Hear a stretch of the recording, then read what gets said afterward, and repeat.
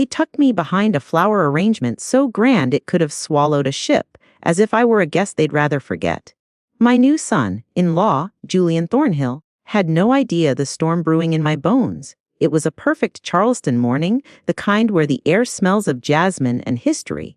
I stood in my daughter Clara's wedding venue, a plantation house draped in Spanish moss, wearing a dove, gray dress that whispered modesty and my mother's sapphire brooch for quiet dignity. I'd spent hours at a King Street salon, my silver hair swept into a bun, understated but sharp. At 72, I knew how to play the part of harmless widow, but my eyes held a secret worth 50 million. Clara rushed past, radiant in her great-grandmother's lace gown, barely glancing at me. "You look fine, Mom," she said, distracted by a flurry of silk and schedules. Fine, a word that stung like a paper cut. I watched her glide into the crowd, my heart swelling with pride, then sinking as the seating chart revealed my place, table 14, buried behind a jungle of roses and ferns, a floral fortress to hide the inconvenient mother-in-law. I navigated to my exile, the scent of blooms heavy, my view blocked save for a gilded mirror across the room. There I was, Vesperine Langston, 72 years of love and loss, reduced to a shadow behind petals. Julian's parents swept in, his muslin glittering in emeralds, her smile reserved for Charleston's elite. She looked through me as if I were a chipped teacup on a shelf. The ceremony was a dream, Clara glowing, Julian polished in a tailored suit. But during the cocktail hour, I saw his true face. He had smiles for every tier of guest, dazzling for the wealthy, polite for the useful, blank for those like me who offered no gain. "Mrs. Langston," he said, approaching with a grin sharp as a scalpel. What a magical day. His voice dripped charm, but his eyes sized me up like a ledger. "Magical indeed," I replied, my tone sweet as honeysuckle. "Clara's a vision." He nodded, already scanning for richer prospects. "We must have dinner soon, get to know each other dinner." A word that carried weight, a predator's first step. I smiled, my heart a locked vault. "I'd love that, Julian." What he didn't know was the 50 million Robert left me hidden in trusts, guarded by secrets. I'd kept it from Clara, from everyone, playing the modest widow. But Julian's greed was about to meet a widow who bit back. If you've ever been dismissed, overlooked, or underestimated, this story's for you. Like, share and comment. When did someone misjudge your strength? Let's make our voices heard. The Charleston evening was thick with humidity, the kind that clings to your skin like a memory you can't shake. I sat in my living room, the ceiling fan stirring the air, my hands tracing the edge of a teacup that hadn't been used since Robert died. Julian's words from the wedding lingered, his invitation to dinner laced with a charm that felt like a snare. "We must get to know each other," he'd said, his smile bright but selective, reserved for those he thought held value. I'd seen it in his eyes, the way they skimmed over me, dismissing me as a widow with nothing but a modest pension and a sagging porch. He didn't know about the 50 million, the secret Robert had buried in trusts, hidden even from Clara. I called Clara the next morning, her voice bright but distracted, still riding the high of her new life. "Mom, wasn't the wedding perfect?" she said, not waiting for an answer. "Julian's so excited to meet with you, excited." The word landed like a pebble in still water, ripples spreading. "He mentioned dinner," I said, keeping my tone light, a widow's practiced ease. "What's that about?" "Oh, just family stuff," she said, vague as morning fog. "He's got ideas about helping you manage things. You know, the house, finances." Finances. The word was a spark igniting my suspicion. He said something about a friend who knew Dad's estate. I pressed, recalling his slip at the wedding, a casual mention of someone who helped Robert. Clara paused, a beat too long. "I don't know, Mom." "Probably someone from his firm." I hung up, the silence in the house heavy, not with grief, but with Julian was circling, sniffing for assets he assumed were small, manageable. I walked to the mirror, my reflection framed by the same sapphire brooch I'd worn at the wedding. My face was lined, silver hair swept back, but my eyes were sharp, alive with a fire I hadn't felt in years. I wasn't the widow he thought I was, soft and pliable, ready to hand over control. That afternoon I drove to the Battery, the sea breeze sharp with salt. Charleston's old houses stood like sentinels, their pastel facades hiding stories of survival. I thought of Julian's smiles at the wedding, dazzling for the rich, polite for the useful, blank for me. He'd offered dinner to plan, but I knew he was hunting, probing for weakness.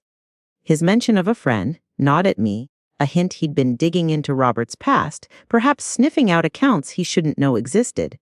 I stopped at a cafe, the kind where tourists sip sweet tea and locals trade gossip.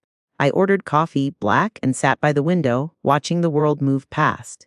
Julian thought he was playing a game he'd already won, but I'd spent 72 years learning to read people. Robert's quiet ambition, Clara's reckless trust, my own tendency to bend under their needs. No more. I sipped my coffee, the bitterness grounding me. Julian wanted to meet, to talk about family. Fine. I'd let him come, let him spread his charm like a net. But I'd be the one pulling the strings. Back home, I opened a drawer, pulling out a photo of Robert and me, taken on our 40th anniversary. His smile was soft, his hand resting on mine. He'd known predators would come. Had warned me in his letter I hadn't yet found. I could almost hear him now, his voice steady. Don't let them take what's yours. I wouldn't. Julian's dinner would be his first misstep, and I was ready to make him regret it. The restaurant Julian chose was one of those Charleston haunts where the chandeliers gleamed like old money and the waiters moved that felt inherited. I arrived in a black dress, simple but deliberate, my mother's sapphire brooch pinned like a quiet warning. Julian was already seated, his suit crisp, his smile polished to a predatory sheen. "Vesperine," he said, as if I were a client he meant to close.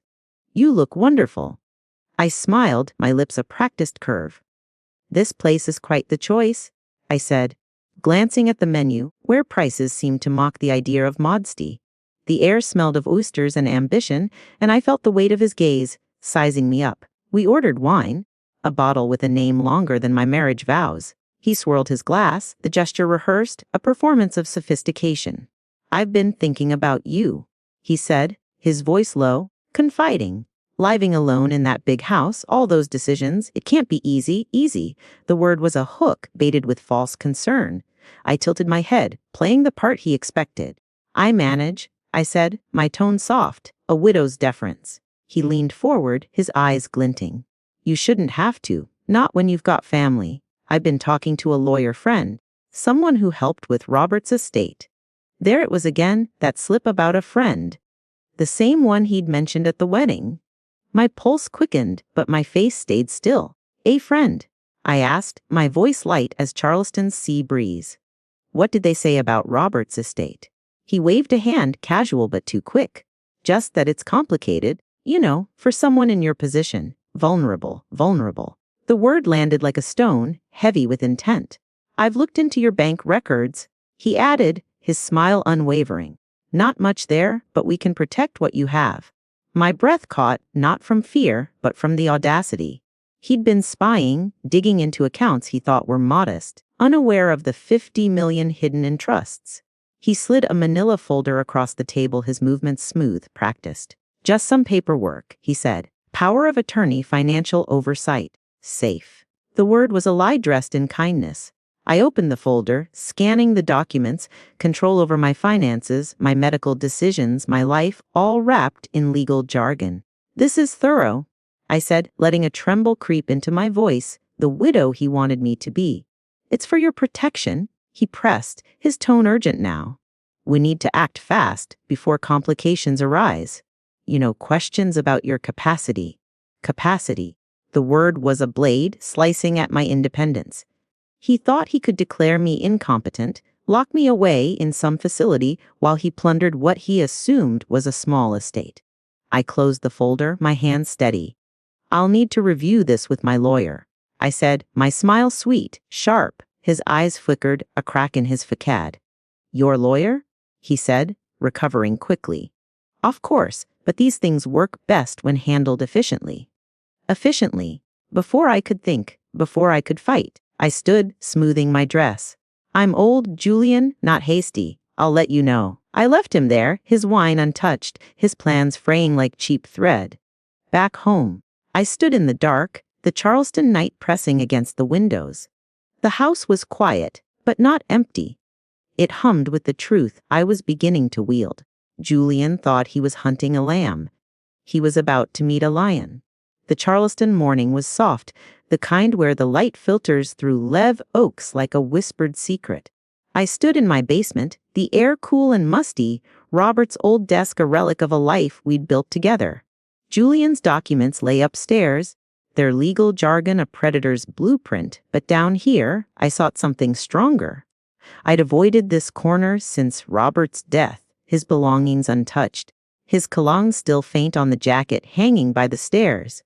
My hands trembled as I moved a panel behind the desk, revealing a safe I'd never known existed. Robert had always been clever, hiding truths in plain sight. The lock yielded to a key I'd found in his old watch case, the click sharp in the quiet. Inside was a fortune. Documents detailing $50 million in trusts, investments, and accounts I'd never seen. Bank statements showed wealth amassed over decades, protected by layers of legal armor. But it was the charity that stopped my breath, a foundation Robert had funded secretly, aiding elder fraud victims, its records showing millions donated to strangers betrayed by greed. A letter, in his steady hand, lay at the bottom, my name written like a vow. Vesperine. It began, "If you're here, someone's come for what's ours. I hid the money to keep you safe, $50 million to protect you from predators like the ones I saw in my work. The charity was my promise to others. This is my promise to you. Use it to fight. Don't let them take your fire." My eyes burned, not with grief, but with gratitude. Robert had known this day would come, had armed me for a war I hadn't seen brewing. I found a business card tucked in the envelope, Nora Caldwell, attorney at law. I called her from the basement, my voice steady despite the weight of discovery. "This is Vesperine Langston," I said. "My husband, Robert, left instructions for you." Nora's reply was immediate, warm but sharp. "Mrs. Langston, I've been expecting you. Can you come now?" I agreed, the safe still open, its contents a shield I was only beginning to wield. Nora's office was a modern sanctuary off Broad Street, its windows framing Charleston's pastel skyline. She was younger than I'd imagined, mid-50s, her handshake firm, her eyes like a hawk's. "Robert was a visionary," she said, spreading trust documents across her desk. "He predicted someone would target you, likely through Clara, assuming you had little to steal." She tapped a page. "This trust is ironclad. Even if you signed Julian's papers, he couldn't touch a cent." I leaned back, the charity's mission echoing in my mind. "Robert funded a foundation for fraud victims," I said. "I want to expand it." Nora nodded, a smile breaking through. "He'd love that. But first, we deal with Julian. He's a professional Vesperine. His spying on your accounts, his urgency, it's a pattern." She slid a file toward me, detailing elder fraud tactics. "We can trap him," she said. "Use his greed against him." I drove home, the Charleston sun high, the safe's contents burning in my chest. Robert had given me more than money. He'd given me purpose, a legacy to honor. Julian thought he was hunting a widow with nothing. He was about to face a woman with everything, and a fire that would burn his schemes to ash. The Charleston afternoon was heavy with the promise of rain, the air thick as I sat in Nora Caldwell's office, a modern fortress of glass and steel overlooking the Ashley River. My hands rested on the folder of Robert's trust documents, the $50 million legacy that Julian Thornhill, my son-in-law, thought was a modest widow's savings. Nora's desk was a battlefield, strewn with legal pads and a plan to turn Julian's greed into his undoing. Nora leaned forward, her eyes sharp as a marsh hawk's. "We'll need to play his game," she said, her voice low, deliberate. "Pretend you're signing his documents. Let him think he's won." I nodded, the idea sparking something fierce in me, not just anger, but a kind of clarity I hadn't felt since Robert's death. "Has expecting a frail widow?" I said. "I'll give him one." Nora's smile was a blade. "Good. We'll have cameras, police on standby. One wrong move, and he's done." That evening, Clara came to my house, her face pale, her hands clutching a leather-bound journal. "Mom," she said, her voice trembling, "I found this in Julian's study." She set it on the kitchen table, its pages worn, the ink dense with secrets. "It's lists of people, dates, amounts. I think he's done this before." I opened it, my breath catching at names, elderly women, some in the thousands, some in the millions, each entry a life dismantled. He wrote about you, Clara whispered, pointing to a page. Widow, modest assets, easy target. Easy target.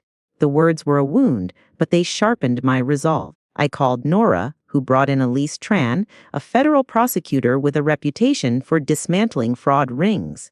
Elise was younger than I'd expected, her dark hair pulled back, her eyes burning with purpose. We met in my living room, the journal open like a confession. "This is gold," Elise said, flipping through Julian's meticulous notes. "He's part of a network. At least a dozen victims, millions stolen. Your daughter's find changes everything." Clara's eyes were wet, but her jaw was set. "I want to help," she said. I took her hand, my heart aching for her betrayal, swelling with her courage. We planned the sting for Monday, 3 days away. I spent the weekend rehearsing my role as the vulnerable widow, practicing a tremble in my voice, a hesitancy in my step. I stood before my mirror, the sapphire brooch glinting like a talisman, and saw not just Vesperine Langston, but a woman forged by 72 years of quiet sacrifices ready to roar. Clara helped set up hidden cameras, her hands steady despite the pain in her eyes. "I trusted him," she said, taping a wire under the coffee table. "I know," I replied, "but you're choosing truth now." Monday arrived, the Charleston sky bruised with clouds. I wore a gray dress, simple, unthreatening, my mother's brooch the only hint of steel.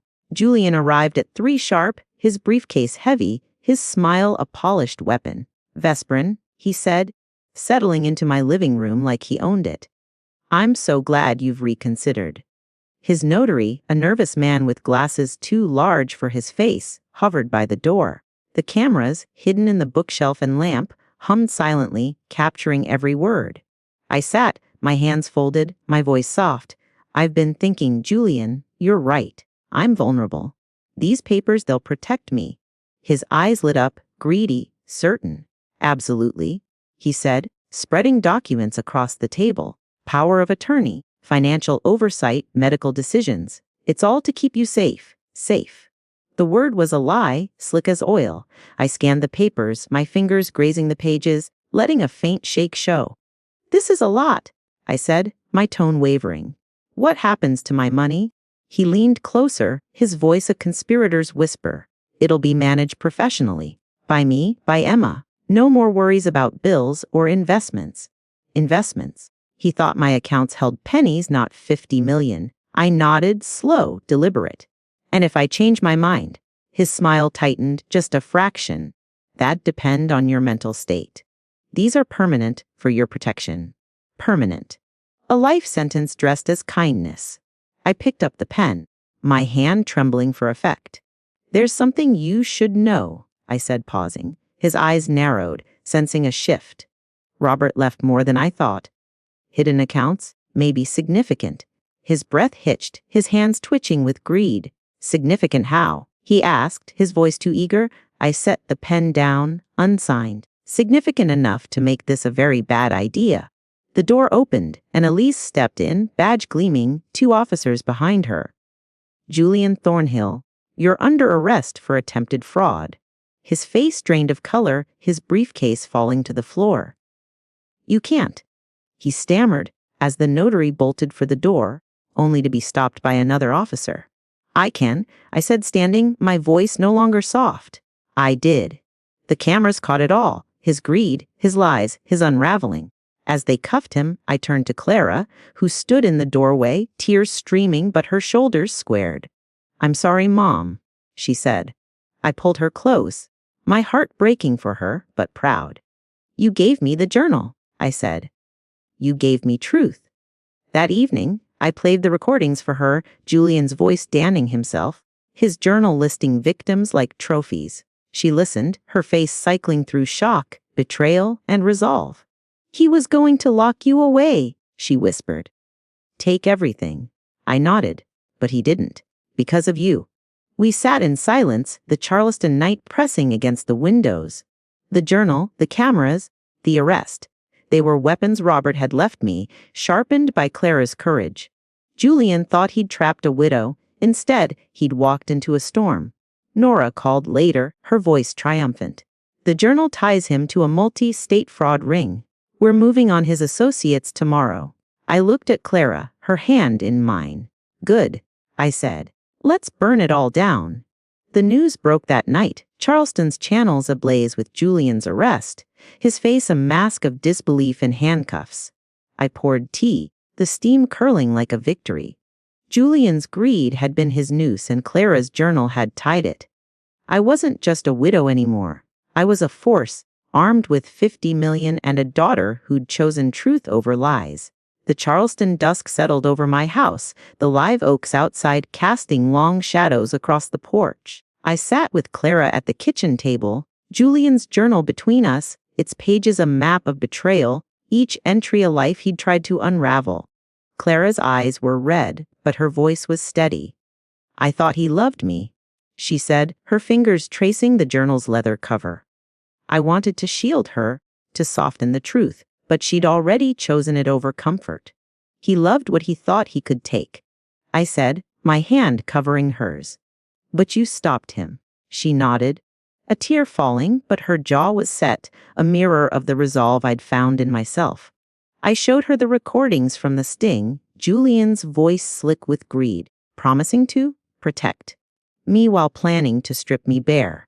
He was going to put you in a home, Clara whispered, her voice breaking. Convince everyone you were losing it. I nodded, the weight of his plan heavy but no longer crushing. He didn't because of you. She looked up, her eyes fierce despite the pain. I want to help, Mom, not just you, everyone he hurt.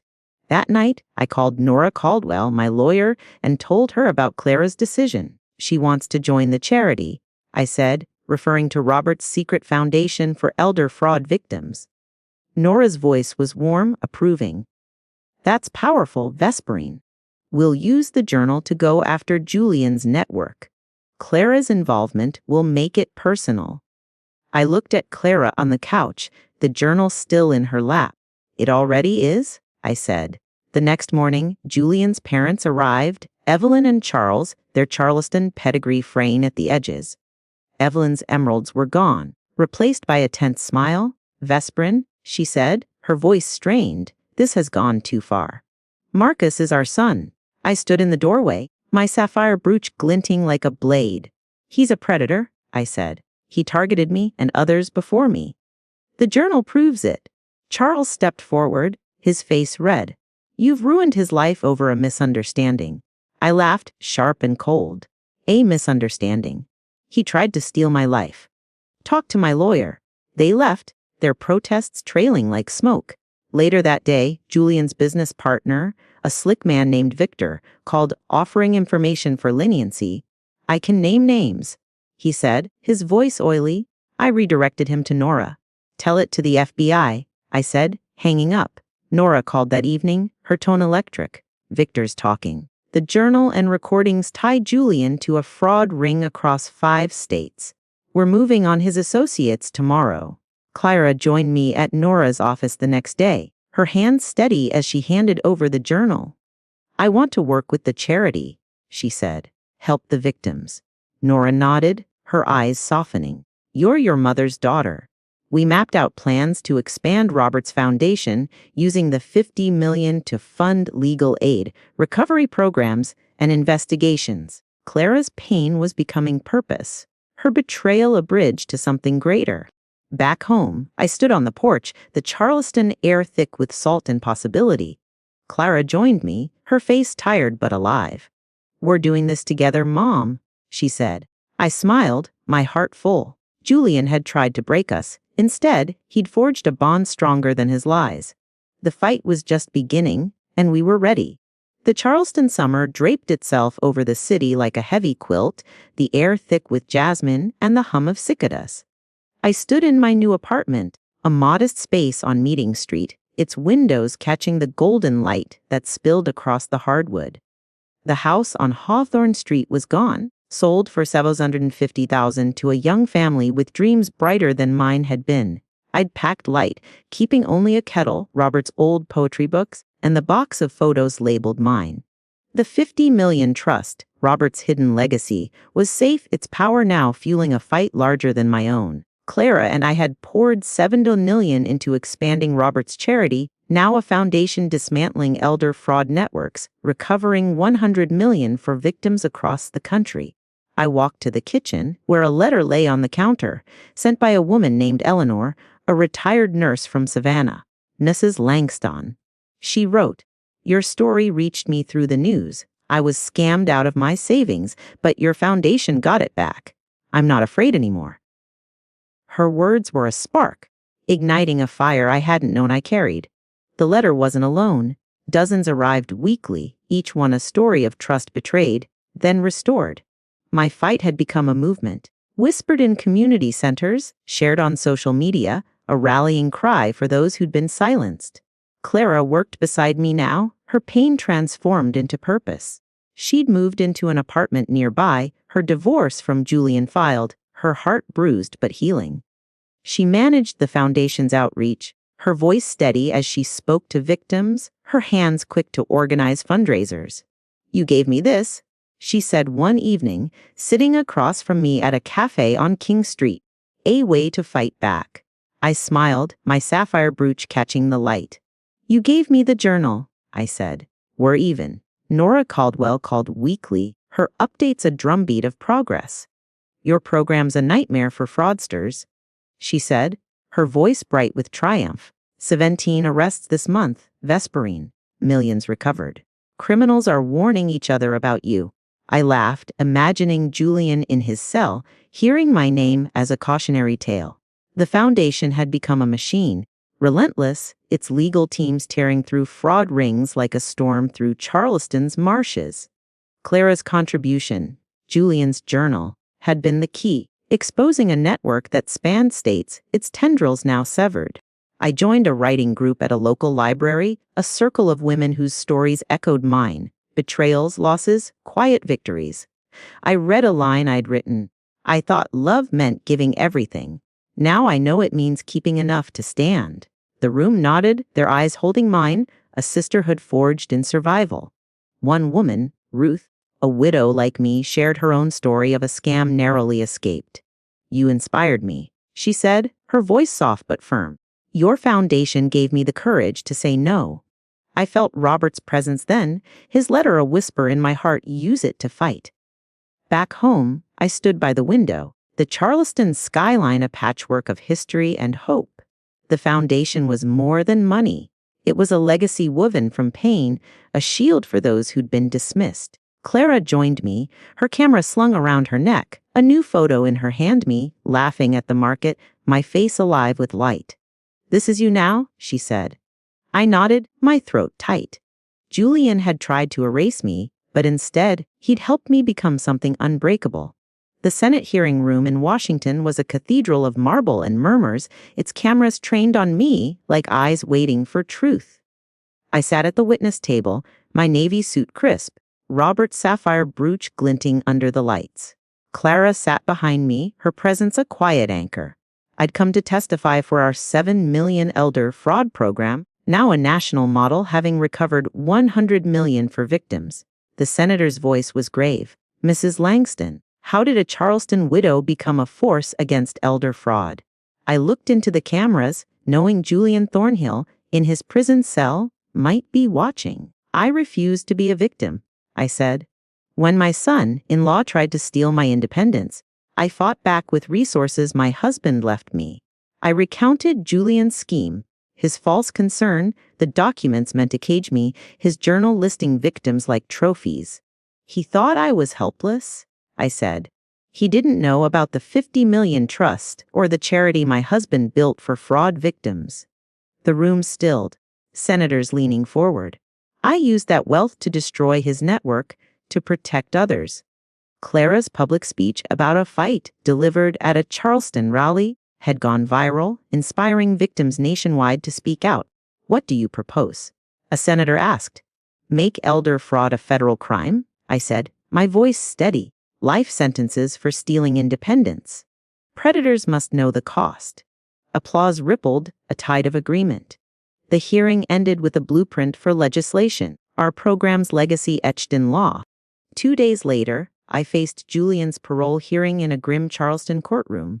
He entered, diminished, his polished charm eroded by 5 years in prison. His lawyer pleaded rehabilitation, but I stood, my folder heavy with truth.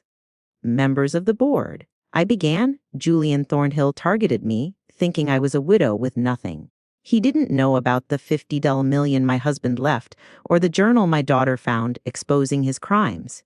I held up Clara's photo of me, now viral, captioned, "Strength doesn't bend." He stole from dozens. He's not sorry, just angry he failed. Julian glared, his hatred raw. "You ruined me," he muttered. I smiled, calm as Charleston's tide. "You ruined yourself." The board deliberated briefly. Parole denied. 3 more years. As they led him away, he hissed, "This isn't over." I met his eyes. "Yes, it is." Back home, I received a civic award from Charleston's mayor, the citation praising my unyielding fight for justice. Clara stood beside me, her speech now a beacon for victims worldwide. I spoke briefly, my voice carrying Robert's legacy. No one is too old to fight back, be their nightmare. The crowd roared. And I felt the weight every letter from victims like Eleanor, whose lives we'd restored. That night, I sat in my apartment, the Charleston skyline glowing beyond my window. I opened my notebook, writing my voice as a lighthouse, guiding others home. Robert's $50 million had bought more than justice. It had built a world where predators feared the prey. If you've been dismissed or betrayed, let this story light your way. Like, share, and comment. When did you find your strength? Your voice matters, as mine did when I became the storm Julian never saw coming.